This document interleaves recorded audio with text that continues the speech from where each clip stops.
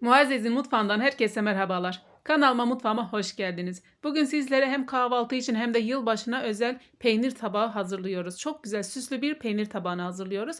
Ben hemen yapımına başlıyorum. İlk önce ben ay çekirdeği içi, çörek otu, pul biber bir de nane kullandım. Ben bunları kullandım. Dilerseniz biraz daha fazla yapabilirsiniz şu baharat kısmını ya da dilediğinizi kullanabilirsiniz. İlk önce baharatlarımı küçük tabaklarıma aldım. Dediğim gibi bu tamamıyla sizlere damak zevkinize göre değiştirebilirsiniz, çoğaltabilirsiniz. Bir paket çubuk kraker kullandım ve bir pakette üçgen peynir kullandım. Tabii biz az kişi olduğumuz için öyle kullandım. Siz eğer kalabalık bir sofraya hazırlıyorsanız 2 paketten de hazırlayabilirsiniz. Bir pakette zaten bildiğiniz üzere 8 adet çıkıyor üçgen peynirlerimiz. İlk önce peynirlerimizi güzelce ambalajından çıkartıp bir tabağımıza alıyoruz. Biraz dikkatli açalım burada biraz çünkü yumuşak olduğu için peynirler hemen kırılabiliyor. Bütün peynirlerimizi çıkarttıktan sonra ben çok uzun olmasın diye çubuk krakeri ortadan ikiye böldüm.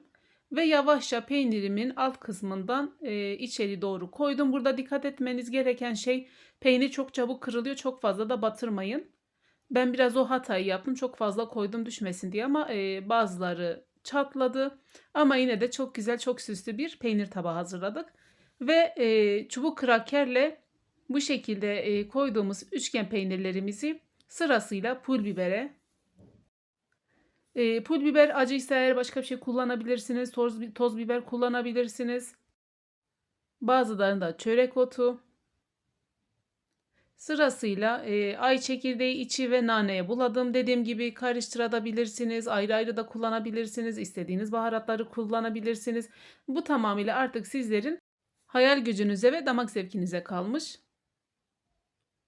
Sırasıyla hepsini bitirdim ve bu şekilde güzel süslü bir peynir tabağımız oluyor. Düşüncelerinizi ve yorumlarınızı yorumlar kısmında bekliyorum arkadaşlar. Videomu buraya kadar izlediyseniz videomu beğenmeyi, kanalıma abone olup bildirim zilini açarsanız çok sevinirim. Kanalımda birbirinden güzel ve lezzetli tarifleri görebilirsiniz. Başka bir tarifte, başka bir lezzette görüşmek dileğiyle. Kendinize çok iyi bakın. Allah'a emanet olun. Hoş kalın, hoşça kalın.